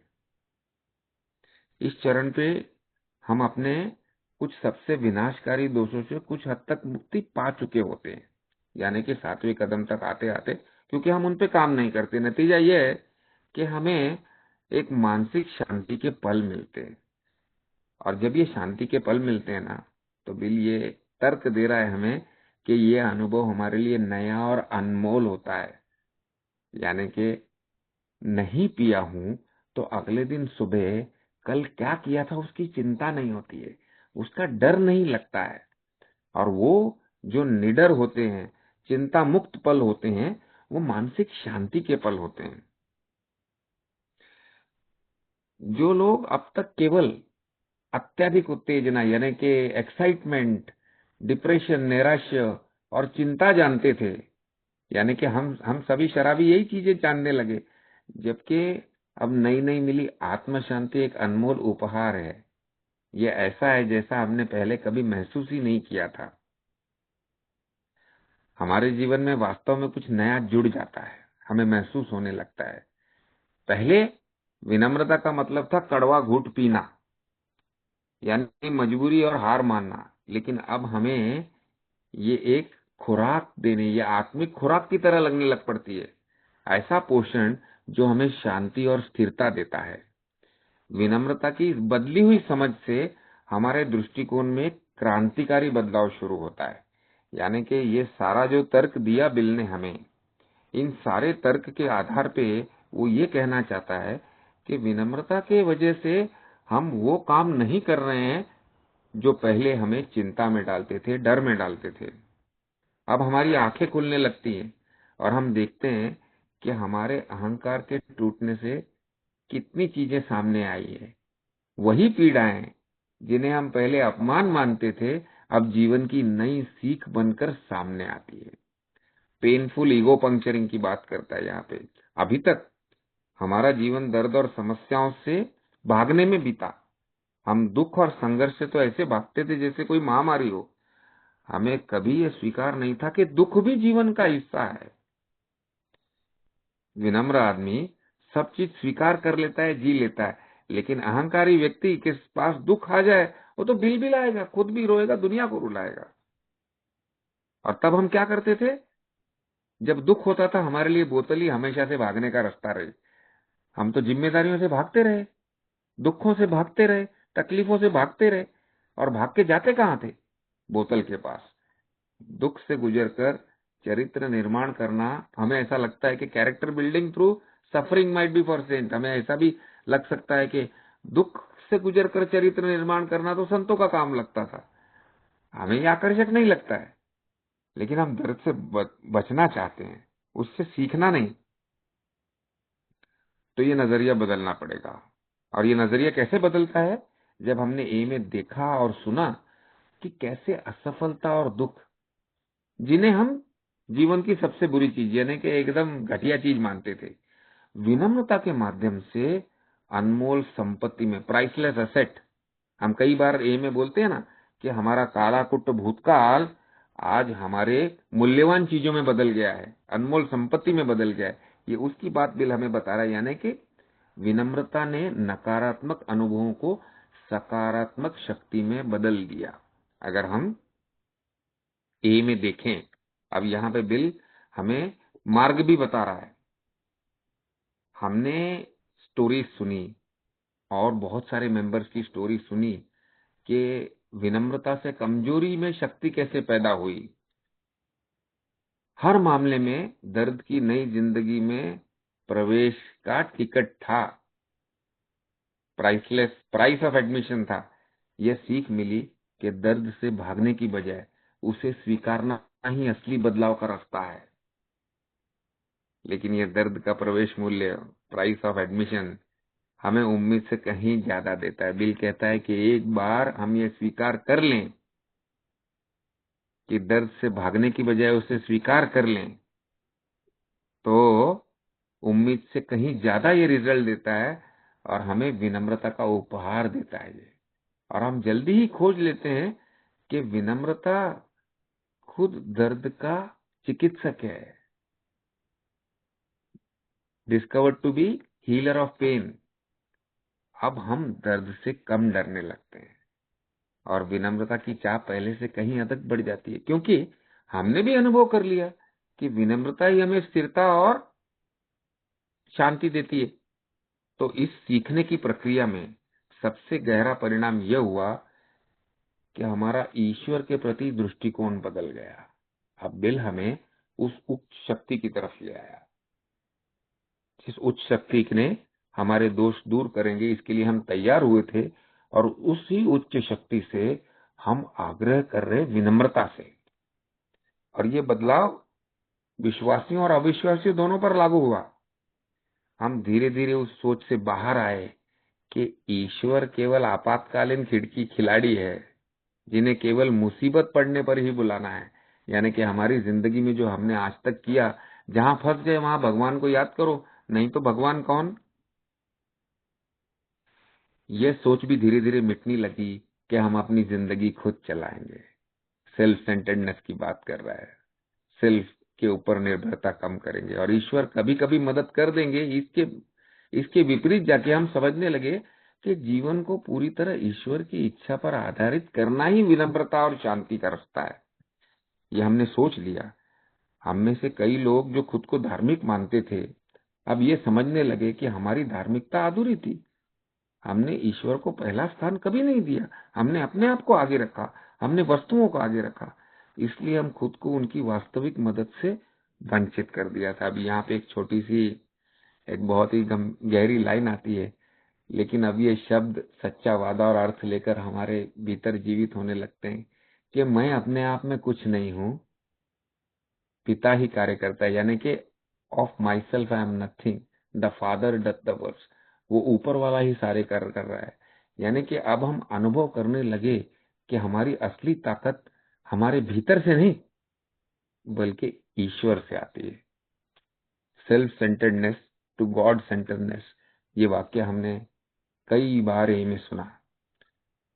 सेल्फ में से बाहर निकल के उच्च शक्ति की तरफ रुख करने में, उस पे विश्वास करने में जितनी भी अड़चने आती हैं, उन सारी अड़चनों का विनम्रता से अगर मैं दर्द सहूं, उनका सामना करूं, भागने की कोशिश न करूं, संघर्ष न करूं, बल्कि कई चीजों के सामने हथियार ही डाल दूं, तकलीफ तो होगी, अपनी इच्छा के विरुद्ध जाना पड़ेगा, लेकिन ये तो सारे के सारे ए मेंबर्स कर ही रहे हैं ना, तो मेरे को वहां से हौसला मिलता जाएगा। और जब वो हौसला मिलता जाएगा तो मुझे ये समझ में आने लगेगा कि भाई, मैं अपने आप को जो समझ रहा था ना, उससे कहीं बड़ी वो ताकत है। वो तो आस्तिक नास्तिक सभी को दे रही है, स्त्री पुरुष गरीब अमीर सभी को मिल रहा है, तो मुझे भी मिलेगा। यानी कि एक बात इस पैराग्राफ के अंत में बिल इशारे में हमको बता देता है कि हमारी असली ताकत हमारे भीतर से नहीं बल्कि ईश्वर से आती है। इस बात पे विश्वास होने लगेगा। पुश है। एक जो सेंटेंस है, मेरे ख्याल से ये पूरा समअप करता है इसको। To those of us who have hitherto known only excitement, depression, or anxiety, in other words, to all of us, this newfound peace is a priceless gift. Something new indeed has been added. Where humility had formerly stood for a forced feeding on humble pie, it now begins to mean the nourishing ingredient which can give us serenity. मैं समय के अभाव में एक story बताता हूँ। Sobriety के दूसरे साल में मैंने नौकरी छोड़ के बिजनेस शुरू किया। अब जब बिजनेस शुरू किया था तो बहुत सारी अनसर्टेनिटी, बहुत सारा फियर, बहुत सारा मेहनत, बहुत सारा पैशन, ये सब सब चीज साथ में था। अब उन दिनों मैं कम स्टाफ के साथ में काम कर लेता था, तो उनके ऊपर मैं काम छोड़ना पड़ता था। कभी कभी एक आधा स्टाफ को चोरी कर लेता था, पैसे मार लेता था, चीजें चोरी करके बाहर किसी को बेच के आता था। ये सब चीजें होती थी और कभी कभी पकड़ी भी जाती थी। और मुझे याद है कि वो जो शुरुआत के जो 2-3 साल जो थे, उसमें जब भी चोरी पकड़ी जाती थी तो मैं उसको पकड़ता था, उसको मारता था। मतलब 1-2 जनों को तो लिटरली नाक में से खून वून आने तक मैंने मारा। टू द पॉइंट कि एक दफा मेरी पत्नी ने मुझे पूछा कि तेरे को एक्चुअली चोरी हुआ उसका गम ज्यादा हुआ कि उसको मारने की खुशी ज्यादा मिली।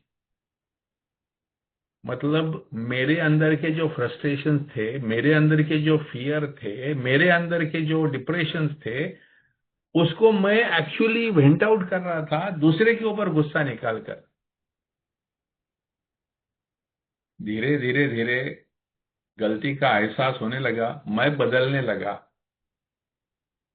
व्यक्तियों के ऊपर इतना ही भरोसा किया जा सकता है, ये सबक मैंने अनुभव से सीखा और धीरे धीरे सिस्टम्स के ऊपर भरोसा करने लगा। कभी कभी मेरी सिस्टम फेल हो जाती थी और कभी कभी चोरियां हो भी जाती थी, तो वो व्यक्तियों को दोषी पकड़ने के बजाय मैं अपने सिस्टम्स को दोषी पकड़ने लगा और सिस्टम्स को करेक्शन करने लगा। अभी मेरे अंदर की जो वो खुन्नस, वो जो गुस्सा, वो मारने की इच्छा, ये सब निकल गई थी। अभी थोड़ी सी शांतता आने लगी थी। मुझे रियलाइज हो रहा था कि वो गुस्सा वर्कअप करने में मैं भी अशांत हो जाता था, बेचैन हो जाता था, चिड़चिड़ा हो जाता था। और जब तक मैं चिड़चिड़ा नहीं बनूं तब तक मैं दूसरे के ऊपर हाथ भी नहीं उठा सकता था। तो ये सब it was a self supporting mechanism. मेरे को गुस्सा नहीं आएगा तो मैं मार नहीं सकूंगा, इसके लिए मैं अपने आप को I used to work myself up into anger. धीरे धीरे धीरे मैंने व्यक्तियों को, ये ऐसे ही चलेगा। अगर किसी को भी, मेरे को भी जब भी पैसा मारने का मौका मिला था तो मैंने मारा था। मैं भी कोई संत महात्मा तो था नहीं, मैंने भी तो नौकरी की हुई थी, मैंने भी तो फॉल्स वाउचर्स भरी हुई थी, मैंने भी तो होटल के खर्चे, मेरे शराब के खर्चे, क्लाइंट सर्विसिंग के ऊपर डाले हुए थे, ये सब मैंने भी तो किया हुआ था। लेकिन मैंने की हुई चोरी वो चोरी नहीं, वो प्रिविलेज, और दूसरे ने की हुई चोरी ये चोरी। ये जो मेरे दुधारी जो विचार थे, धीरे धीरे धीरे मैं जैसे डिटैच होते गया, तभी डिस्पैशनेटली मैं सोचते गया कि मुझे मेरे विचारों पे संतुलन करना है, बाकी लोगों के बिहेवियर के ऊपर मेरा कोई कंट्रोल नहीं है। किसने चोरी करनी है या करने की इच्छा होनी है वो उसकी बुद्धि है।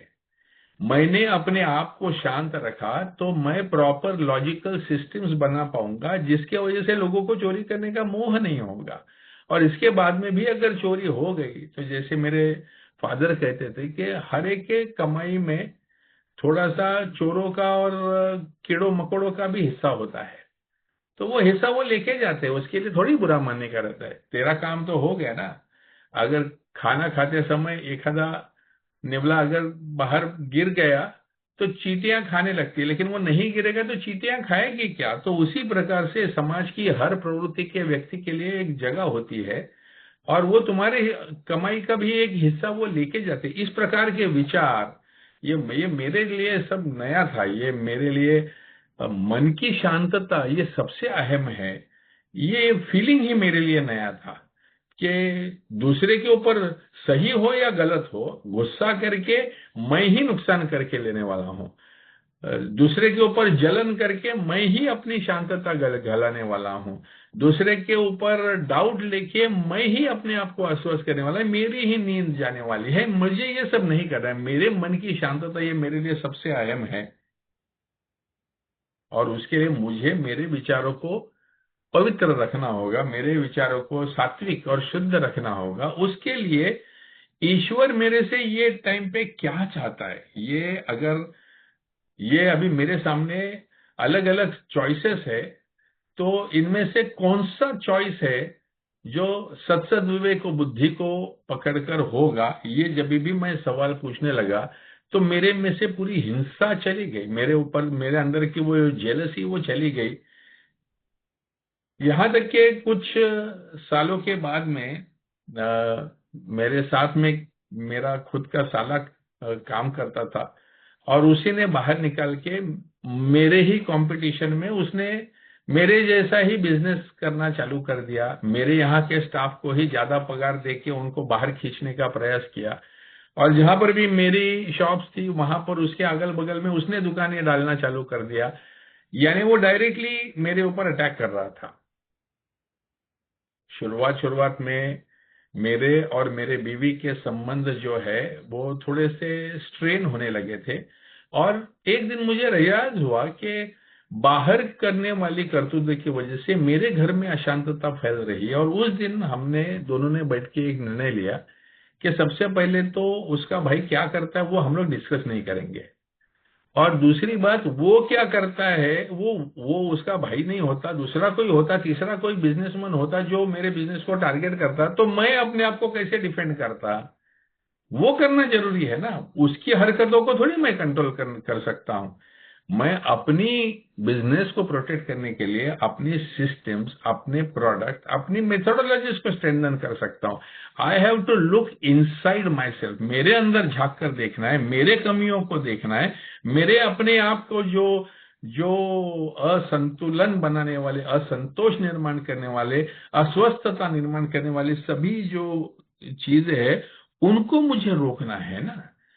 तो मैंने उसको ध्यान से निकाल ही दिया और मैंने अपने बिजनेस के ऊपर फोकस करना चालू कर दिया। वो पीरियड मैंने काफी अपनी आप की तरक्की कर ली। मैंने कई सारी दुकानें बढ़ा ली। मैं बोले यार वो 4 दुकानों के सामने दुकान खोलेगा तो मैं दूसरी 40 दुकान खोलूंगा तो उसको वो कहाँ तक पहुंच पाएगा। तो मैंने बिजनेस एक्सपांशन पे, ग्रोथ पे फोकस किया और मैं काफी आगे चला गया। लेकिन मेरे साथ की ईर्ष्या के चक्कर में उसने कर्जे वर्जे करके वो बेचारा डूब गया, इतना डूब गया कि बैंकरप्ट हो गया, घर दार बिकने तक की परिस्थिति आ गई। ऐसी अवस्था में मेरे ससुर जो थे उनके बीमारी, आखिरी बीमारी चल रही थी और उनके अंतिम दिनों में मैं ही उनके साथ में था। और उनको ये सब जो हुआ है, बिटरनेस हुआ है, ये सब जो हम दोनों के बीच में जो बिगड़े हुए संबंध, इसका पूरा एहसास था उनको। और उन्होंने मुझे बोला कि पुशन, देख उसको तो बोल के फायदा नहीं है, वो समझने जैसी अवस्था में ही नहीं है, लेकिन तू समझदार है ना, तू बड़ा है ना, तो जो समझदार होता है और जो बड़ा होता है उसी को सयानापन निभाना पड़ता है। बोलते हैं मैं तो कल नहीं रहूंगा, ये तो बर्बाद होएगा, लेकिन अगर बर्बाद होएगा तो संभाल लेना उसको, कुछ भी हो जाए वो तेरे भाई समान है, इसको भूलना मत। और उसने मेरे से प्रॉमिस लिया कि मैं उसको गिरने नहीं दूंगा, उसको संभाल लूंगा या उसको मदद करूंगा। अब ये पुराने पूषण के पूरे विचारों के खिलाफ है। जिसने मेरे से पंगा लिया उसकी बर्बादी मैं नहीं करूं, ये मेरे मेरे से हो ही नहीं सकता। मतलब मैं एक्सट्रीमली विंडिक्टिव, एक्सट्रीमली खुनशी टाइप का आदमी मैं था कि मेरे खिलाफ कोई जाए और उसको मैं बख्श दूं, ये हो नहीं सकता। और यहाँ पर मैं ये बूढ़े ससुर को प्रॉमिस करके आ, आ तो गया। कुछ समय के बाद में मेरे फादर इन लॉ का देहांत हो गया और समझ में आया ये लड़का पूरा बैंकरप्ट हो गया। रहता हुआ घर भी उसने उसके खिलाफ कर्जे लिए थे, पठानों के कर्जे लिए थे, सब कुछ गलाया। और यहाँ तक कि उसके बाप ने उसकी माँ के लिए रखे हुए जो थे वो भी फोर्जरी वोर्जरी करके पैसा निकलवा के वो भी खलास कर दिया। तो अभी ऐसी अवस्था कि ये बैंकरप्ट, बर्बाद, और उसकी माँ यानी मेरी सास वो भी अब मेरी जिम्मेदारी बनने जा रही थी। और मेरे अंदर पता नहीं कहाँ से स्ट्रेंथ आई, लेकिन मैंने वो स्थिति संभाली। मेरे को बिल्कुल अच्छा भी नहीं लगा कि इसकी ये बर्बाद हो गया ना, मुझे कि देखो मेरे खिलाफ जाओगे तो ये होगा, ऐसा कोई खुन्नस बिन्नस ऐसा कुछ नहीं हुआ। इनफैक्ट पहले तो मुझे टेंशन आ गया कि अभी ये सब इसमें से इसको निकालेंगे कैसे, क्योंकि वो पठान लोग उसको मारने विरने की धमकी दे रहे थे। एक आध दो दफा उसको पकड़ के मारा भी था, पैसा वैसा घड़ी वड़ी भी छीन के लेके गए थे, ये सब भी हुआ था। तो ऐसे में ये फैमिली का कैसे मैं संरक्षण कर सकूंगा, इसके प्रति विचार होने लगा। वो व्यक्ति को मैंने मेरे यहाँ पर नौकरी पे भी रखा, उसको जो भी हो सकता था मेरे तरीके से उसका घर चले, उसकी रोजी रोटी कायम रहे, उसके लिए मैं प्रयत्न करते रहा। और द मैजिक, ये सबका जादू ये हुआ कि आज सभी के साथ मेरे संबंध अच्छे हैं। मेरे सासू के साथ संबंध अच्छे हैं, वो जो साला जिसके साथ में ये सब हुआ उसके साथ भी संबंध अच्छे हैं। मेरी बीवी के साथ तो सबसे अच्छे हैं, क्योंकि मैंने अपने ईगो से ज्यादा अपने संबंधों को महत्व दिया। मैंने अपने जीवन का संघर्ष अवॉइड करने के लिए मैंने कोई भी निगेटिव कदम नहीं उठाया, क्योंकि निगेटिव कदम उठाने से मेरे मन में निगेटिविटी पैदा होगी, बढ़ेगी, खुन्नस आएगी, मैं बेचैन हो जाऊंगा और मेरी सेरेनिटी जाएगी। और मुझे समझ में आया कि मेरी सेरेनिटी मेरे लिए प्राइसलेस है, और इसीलिए मेरे को किसी भी निगेटिविटी नहीं रखना है, और इसीलिए मुझे ह्यूमिलिटी चाहिए। क्योंकि अगर मैं सब कुछ स्वीकार कर सकता हूं, हम्बली एक्सेप्ट कर सकता हूं, तो ही मेरी सेरेनिटी बनी रहती है। जहां पर मेरा एक्सेप्टेंस खत्म हो गया वहां पर मेरी सेरेनिटी भी खत्म हो गई। ये एक बहुत इंपॉर्टेंट लेसन मुझे लगता है ये पूरे किस्से में से मुझे मिला। आज भी जब भी मैं देखता हूं कि मैं बिजनेस करता हूं, समाज में कई सारे लोगों से बात करता हूं, कई बार ऐसे होता है जो मन के खिलाफ होने वाली चीजें रहती है, मैं सिंपली उससे डिटैच हो जाता हूं। I do not allow it to affect my mind. मुझे कोई उल्टा सुल्टा बोल गया, मेरा श्रेय कोई दूसरा खा गया, या मेरा होने वाला बहुत सारा प्रॉफिट था वो दूसरा ही कुछ लेके गया, ये कुछ भी बाहर की एक्सटर्नल चीजें कुछ भी हो जाए, तो मैं इतना ही मानता हूं कि जो मेरे हिस्से में ऊपर वाले ने जो दिया है वो भर भर के दिया है। मैंने सोचा भी नहीं था, उतने वाइल्डेस्ट मेरे ड्रीम से भी 10 गुना ज्यादा मेरे को ऊपर वाले ने दिया हुआ है। तो थोड़ा बहुत लोगों ने ले भी लिया तो क्या फर्क पड़ता है यार। मैंने तो क्या क्या लोगों के पास से खींच के लिया था, सभी की भावना, पैसा, सबका तहस नहस करके आया हुआ मैं आदमी हूं। आज अगर सुख से शांति से जी रहा हूं, जो कुछ भी मैं बना सका हूं अपने आप का, अपने फेलोशिप में, अपने जीवन में, अपने आर्थिक, अपने रिश्तों में, वो मेरे लिए बहुत बड़ी बात है, और वो उसकी सही मायने में ग्रेटिट्यूड अगर मैं दिमाग में रखता हूँ तो अभी भी मेरी सेरेनिटी बनी रहती है, और सेरेनिटी बनाए रखने के लिए वो ह्यूमिलिटी बनी रहती है। दोस्तों, मेरे समझ में 7वें कदम का पूरा जो बेस है, वो बेस है सरेंडर ऑफ कॉन्फ्लिक्ट। किसी भी प्रकार का कॉन्फ्लिक्ट, किसी भी प्रकार का ईगो ग्रेटिफिकेशन छोड़कर, जो हो रहा है वो अच्छा ही हो रहा है, जो होगा वो अच्छा ही होगा, और जैसा भी हो रहा है उसमें मैं अपने आप को ढलने नहीं दूंगा। इस अवस्था को स्वीकार करने में यहाँ ये मध्य बिंदु है इस 7वें कदम का। खैर, मेरे ख्याल से समय हो चुका है, मुझे बोलने का मौका दिया, बहुत बहुत धन्यवाद। Over to you Chandu. Thank you Bhushan, thank you Lucky ji. दोस्तों, मीटिंग का समय हो चुका है, तो हम सैनिटी प्रेयर लेते हैं वी वर्जन पे, इंग्लिश में।